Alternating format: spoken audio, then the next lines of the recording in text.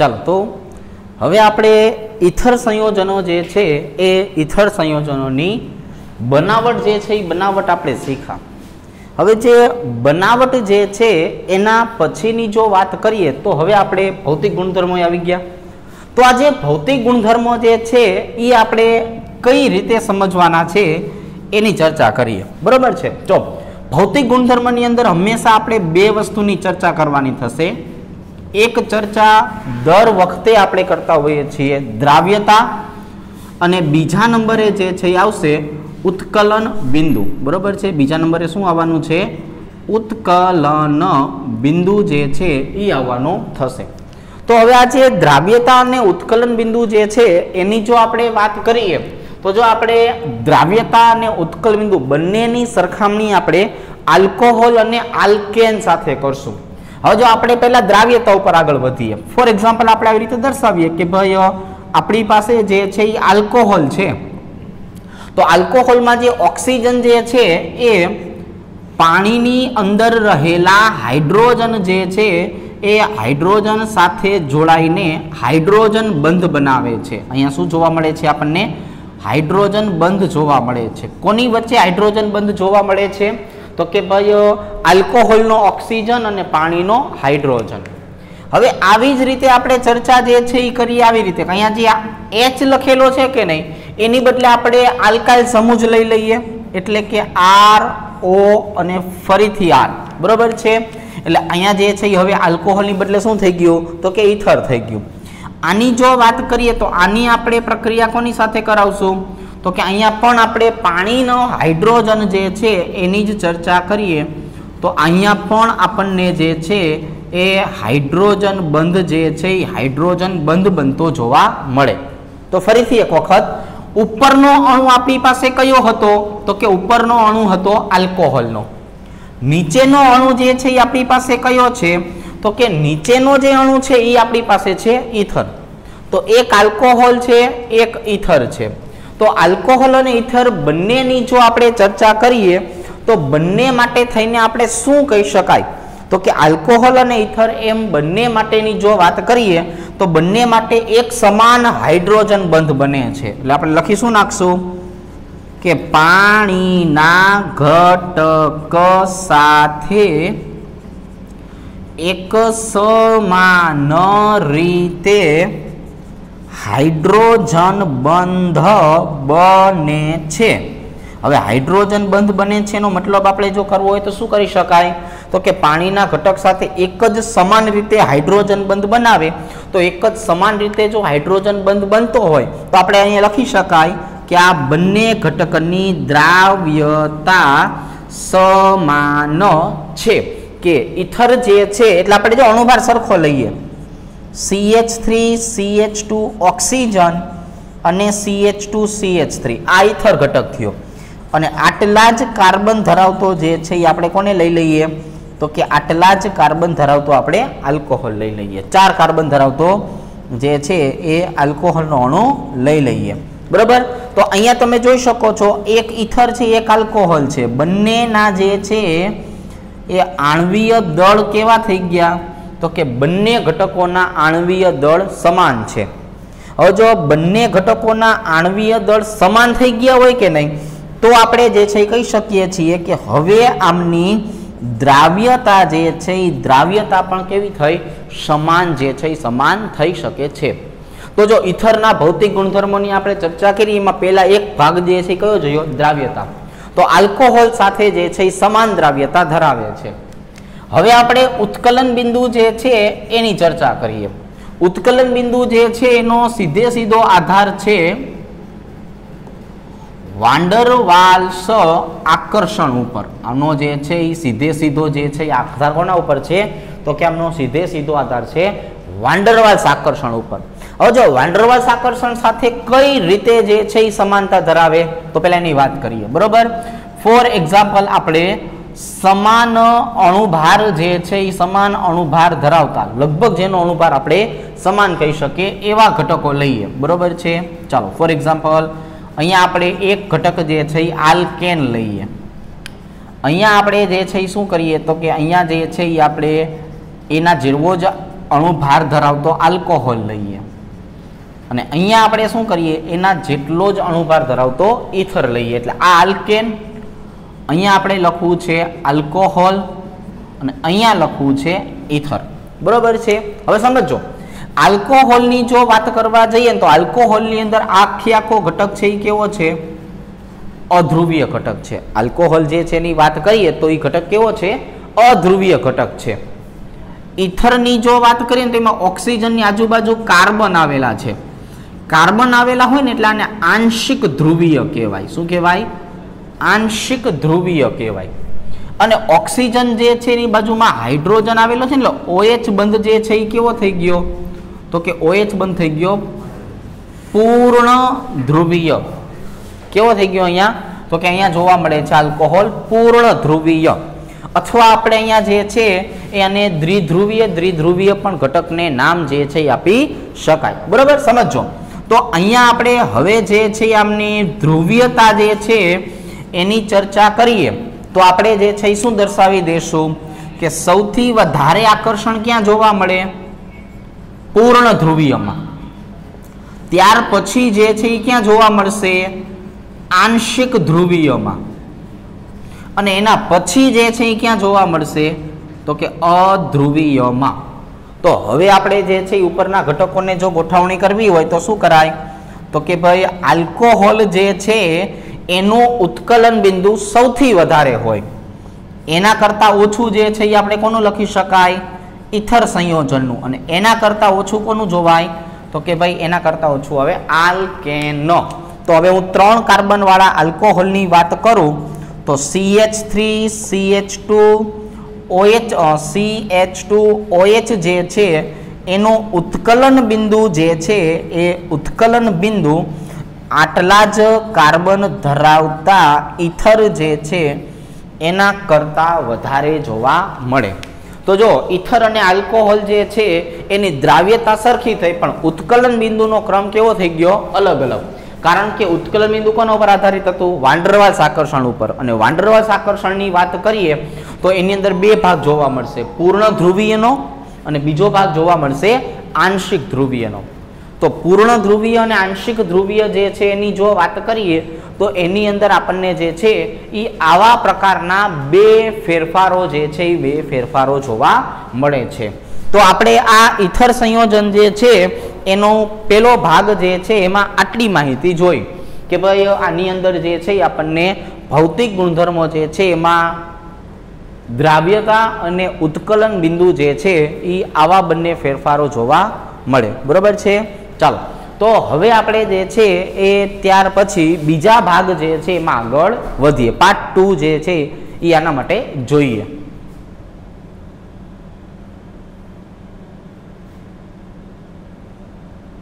જો તો હવે આપણે પેજ નંબર 2 ઉપર આવીએ અને હવે આપણે વાત કરવાની થશે રાસાયણિક ગુણધર્મોની. આપણે જે છે ચર્ચા શેની કરશું? અહીંયા જે છે ભૌતિક ગુણધર્મો શીખ્યા, હવે આવશે રાસાયણિક ગુણધર્મો. રાસાયણિક ગુણધર્મ જે છે એમાં આપણે એક વિલિયમસન સંશ્લેષણ પદ્ધતિ શીખાતા. એ વિલિયમસન સંશ્લેષણ પદ્ધતિ જે છે એના આધારિત એક રાસાયણિક ગુણધર્મ જે છે એ આપણે શીખીએ. બરોબર છે. ટૂંકી માહિતી જે છે આપણે એની અત્યારે મેળવીએ. પછી આપણે એના જે છે એ ઇલેક્ટ્રોન અનુરાગી ગુણધર્મ જે છે એમાં આગળ વધશું. ચાલો, તો પેજ નંબર 2. હવે આપણે વાત કરવી છે ઇથર જે છે એ ઇથર સંયોજનના રાસાયણિક ગુણધર્મો.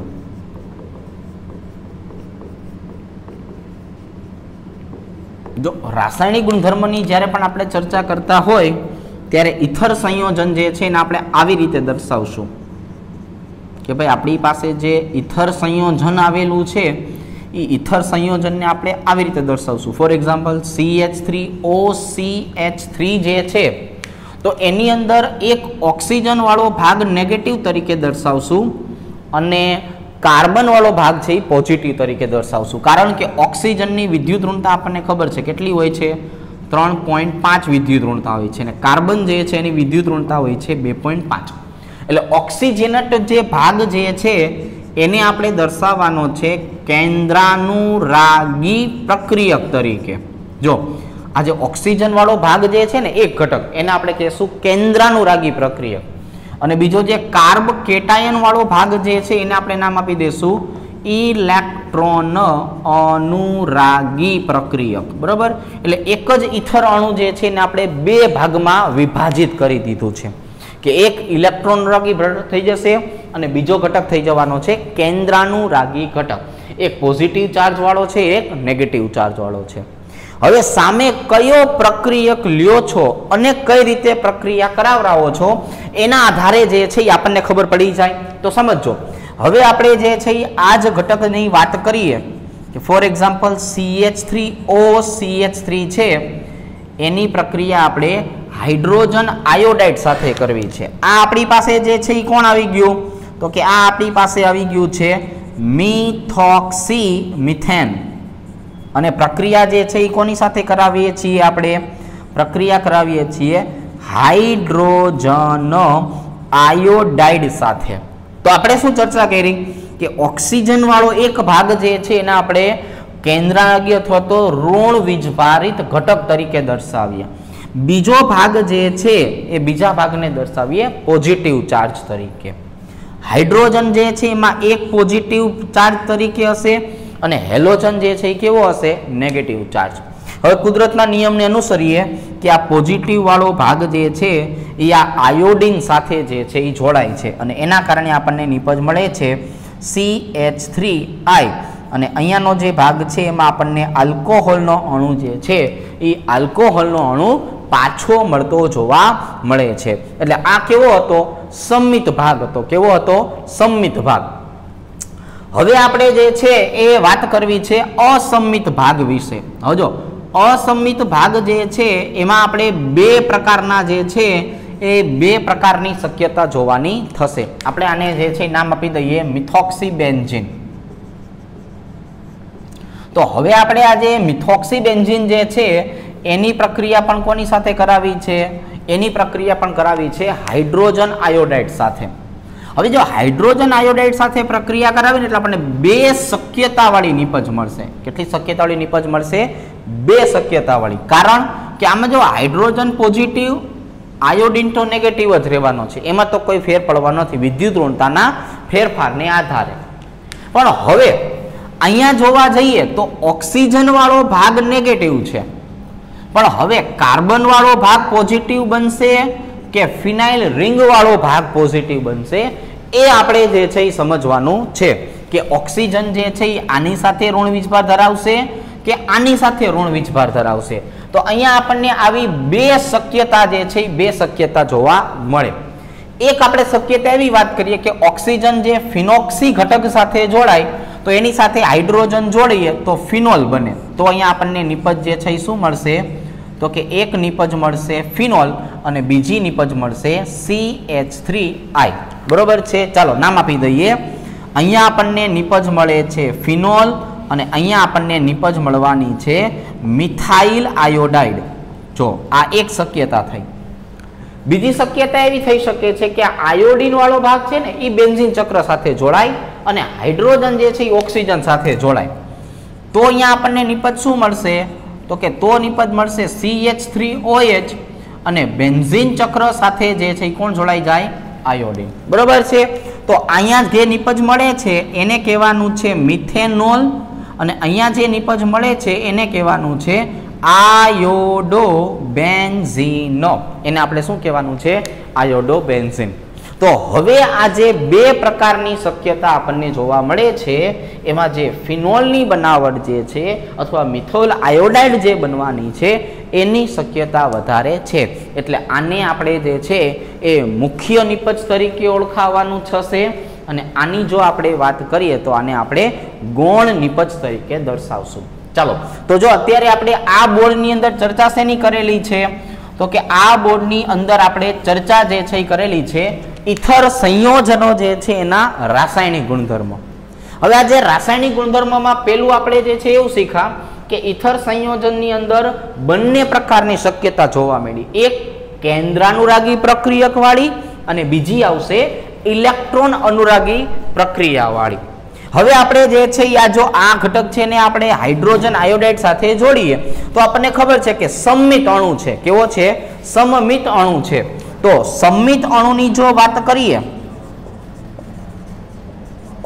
તો આપણને બંને રીતે એક જ સરખી નિપજ મળવાની છે કે એકની સાથે આયોડિનને જોડશું, એકની સાથે હાઇડ્રોજનને જોડશું. પણ જો અહીંયા આપણી પાસે અસમમિત ઇથર જે છે એ અસમિત ઇથર આવેલું હોય તો આ અસમિત ઇથર જે છે એની સાથેના જોડાણ દ્વારા આપણને બે શક્યતાવાળી નિપજ મળે છે અને આ બે શક્યતામાંથી આપણે હવે આયોડિનને કોની સાથે જોડવો, કઈ નિપજ બન્યા પછી વધારે સ્થાયી હોઈ શકે. જો અહીંયા ફિનોલની સ્થાયીતા આપણને વધારે જોવા મળતી હતી એટલે આપણે કીધું કે આ ઘટક જે છે મુખ્ય નિપજ તરીકે વર્તી શકે, આ નિપજ ગૌણ નિપજ તરીકે વર્તી શકે. બરાબર, મળવાનું તો બે છે જ.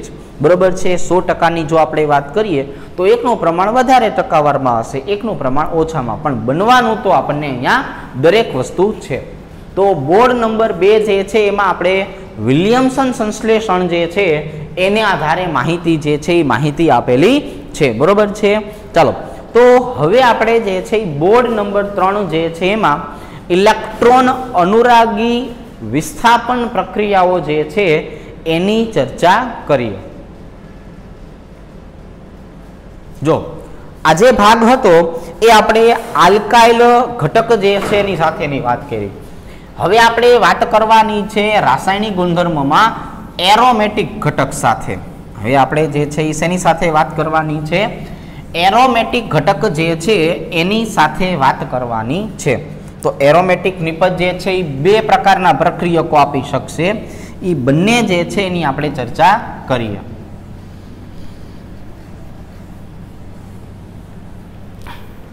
જો પેજ નંબર 3 આપી દઉં છું અહીંયા. બરોબર. ચાલો, હવે આપણે વાત કરવાની છે ઇલેક્ટ્રોન અનુરાગી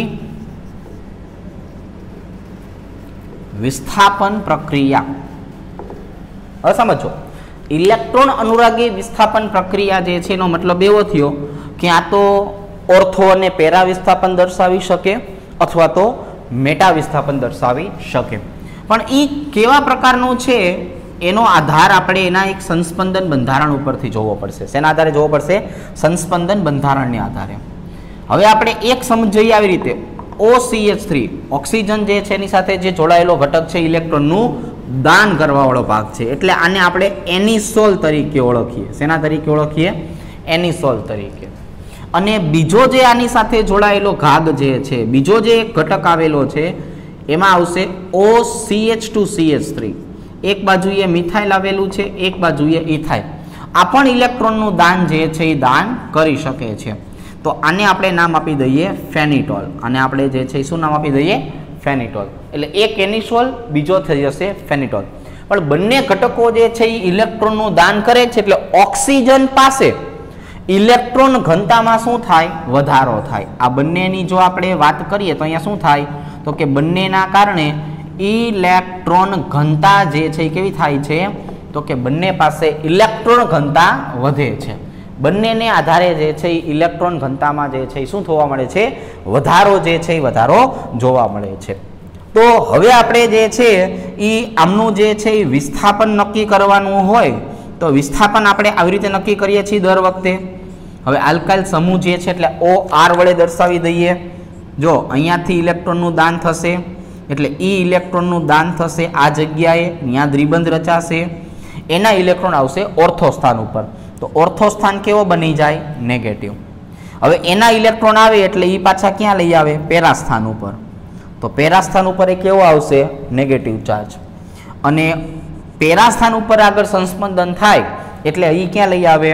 તો કે એ ફરીથી જે છે એ લઈ આવે ઓર્થો સ્થાન ઉપર. એટલે ઓર્થો સ્થાન ઉપર પાછો કયો આવી જાય? Negative charge. આપણી પાસે કયા કયા ઘટકો છે? તો કે હેલોજિનેટેડમાં ક્લોરીન પ્લસ છે, બ્રોમિન પ્લસ છે. નાઇટ્રેશન પ્રક્રિયાની વાત કરીએ તો NO2 પ્લસ છે. અને સલ્ફોનેશન પ્રક્રિયાની વાત કરીએ તો સલ્ફોનેશનમાં SO3H પ્લસ છે. આલ્કાઇલેશન અને એસાઇલેશનની વાત કરીએ તો એની અંદર CH3 પ્લસ છે અને CH3CO+ છે. બધે બધા જે છે એ કેવા થઈ ગયા? પોઝિટિવ ઘટકો. બધે બધા કેવા થઈ ગયા? પોઝિટિવ ઘટકો. બધા પોઝિટિવ ઘટકો છે એટલે એને કહેવાય ઇલેક્ટ્રોન અનુરાગી પ્રક્રિયકો. આ તમામે તમામ કોણ છે? ઇલેક્ટ્રોન અનુરાગી પ્રક્રિયકો છે.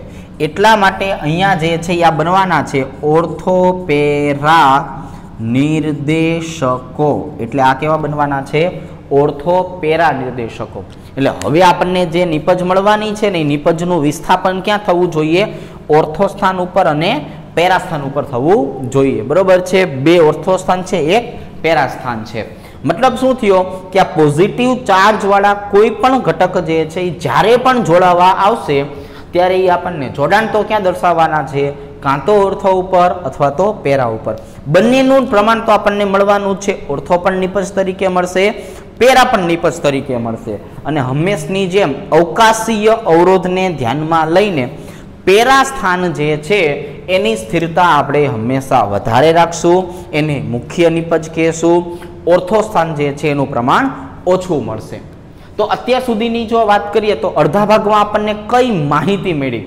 તો કે આ જે અડધો ભાગ લખેલો છે એની અંદર આપણે જોવા જઈએ તો આપણે આવી રીતે સમજાવશું કે ઇલેક્ટ્રોન અનુરાગી વિસ્થાપન પ્રક્રિયા થાય તો અહીંયા બંને ઇલેક્ટ્રોન દાતા સમૂહ છે.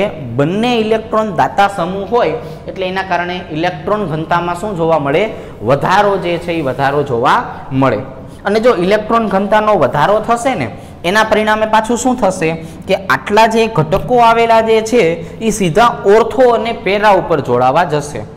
તો હવે આપણે ફેનિટોલ જે છે એને અને એનિસોલ જે છે એને આ બેમાંથી એનિસોલને માનાંક તરીકે લઈએ અને પેલી પ્રક્રિયા શીખીએ જેને આપણે નામ આપવાનું છે હેલોજિનેશન પ્રક્રિયા.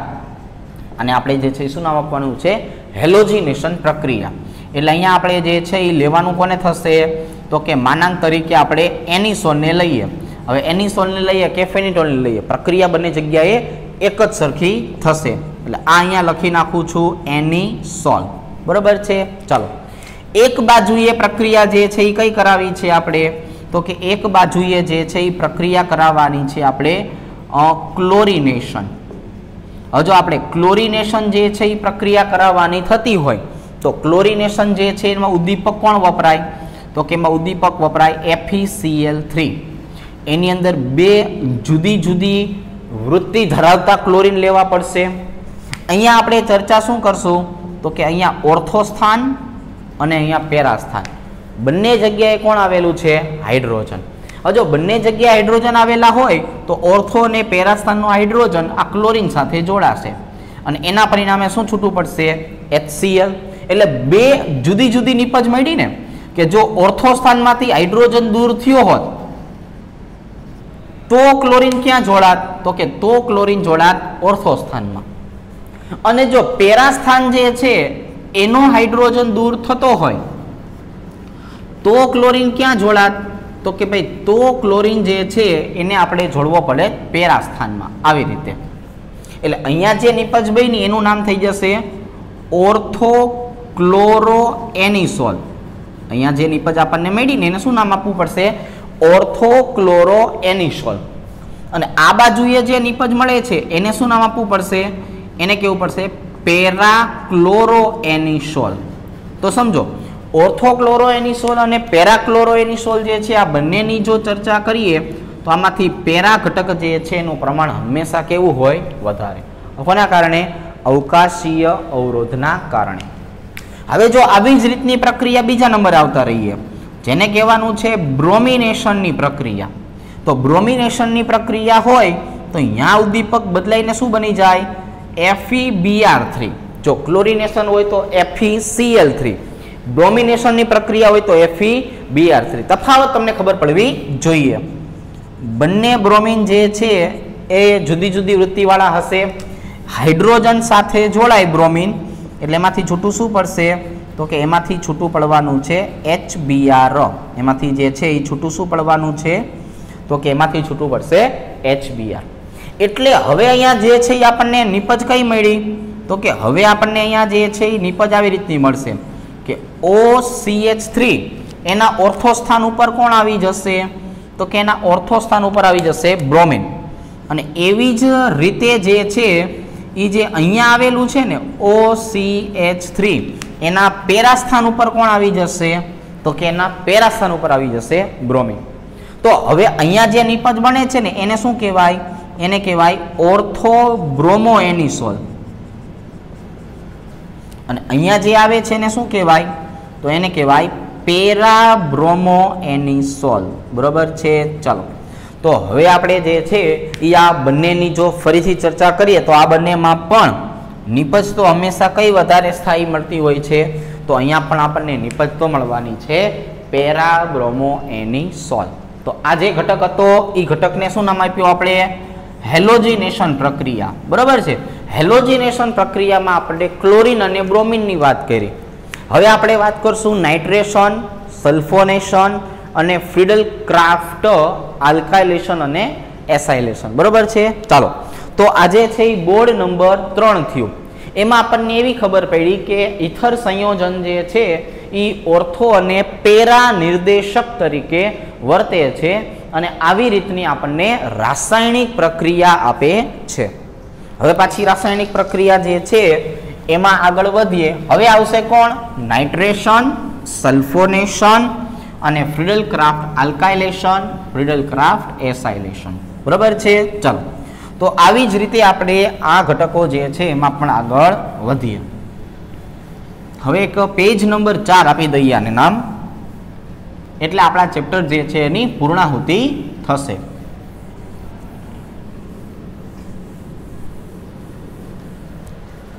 ચલો, પેજ નંબર 4. અહીંયા આપણે જે છે એ વાત કરવાની છે એનિસોલની. એટલે આ આપણી પાસે જે છે એ કોણ આવી ગયું? એનિસોલ, OCH3. બરોબર છે. નીચે નામ લખી નાખીએ આપણું કે આનું ભાઈ નામ છે એનિસોલ. બે ભાગની અંદર આની વહેંચણી કરી નાખીએ. ચલો, એક ભાગ જે છે એને આપણે ઓળખાવાનો છે નાઇટ્રેશન તબક્કા તરીકે. આ આપણો થઈ ગયો નાઇટ્રેશન. નાઇટ્રેશન કોની મદદથી કરતા હતા આપણે?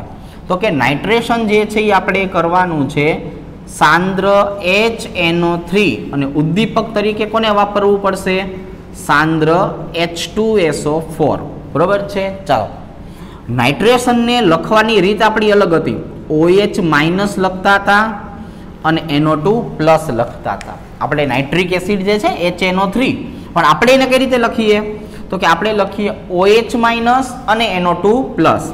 કારણ કે ઓર્થોસ્થાન અને પેરાસ્થાનના હાઇડ્રોજન જે છે એ કોની સાથે જોડાવા જશે? તો કે એ જોડાવા જવાના છે OH સાથે. એટલે અહીંયા છૂટું પડે છે H2O.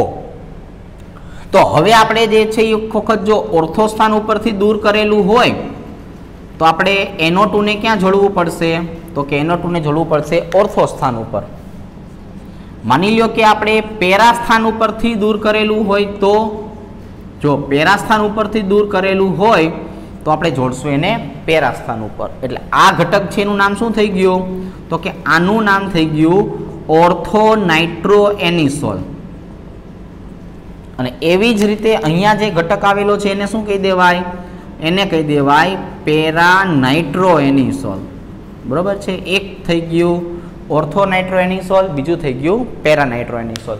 દરેક વખતની જેમ ઓર્થોની સાપેક્ષે પેરા ઘટકની સ્થિરતા અને સ્થાયીતા હંમેશા વધારે જ હોય છે. ચાલો, આ નાઇટ્રેશન હતું તો આપણે સાંદ્ર HNO3 નો ઉપયોગ કરવો પડ્યો. હવે આપણે વાત કરવી છે સલ્ફોનેશન. જો સલ્ફોનેશન હોય તો કોનો ઉપયોગ કરવો પડે? તો આપણે ઉપયોગ કરવો પડે સાંદ્ર H2SO4 અને અહીંયા આપણે વાપરવું પડશે સાંદ્ર શબ્દ નથી વાપરતા, ઓલિયમ શબ્દ વાપરવાનો. શું શબ્દ વાપરવાનો? ઓલિયમ. એ ઓટોમેટિક શું દર્શાવે છે? સાંદ્ર સલ્ફ્યુરિક એસિડ જે છે એમાં પણ SO3 જે છે એનો ઉમેરો. મતલબ કે H2SO4 પોતે તો સાંદ્ર છે જ, પણ એની અંદર જે છે એ કોણ આવી ગયું છે? તો કે SO3 આવેલું છે. હવે સાંભળો, આપણે જે છે આ H2SO4 ને કઈ રીતે લખતા હતા? તો કે એને લખવાનું OH- અને SO3H પ્લસ. કઈ રીતે લખવાનું? OH માઇનસ અને SO3H પ્લસ. એટલે હવે આ OH સાથે જે છે એ ઓર્થો અને પેરા સ્થાનનો હાઇડ્રોજન જોડાય એટલે પાણીનો અણુ છૂટો પડે. તો હંમેશની જેમ હવે આપણે જે છે એ શું દર્શાવી દઈશું? તો કે અહીંયા આવી જશે OCH3 અને અહીંયા આવી જશે SO3H. બીજી નિપજ જે છે એમાં ક્યાં જોડવાનું છે?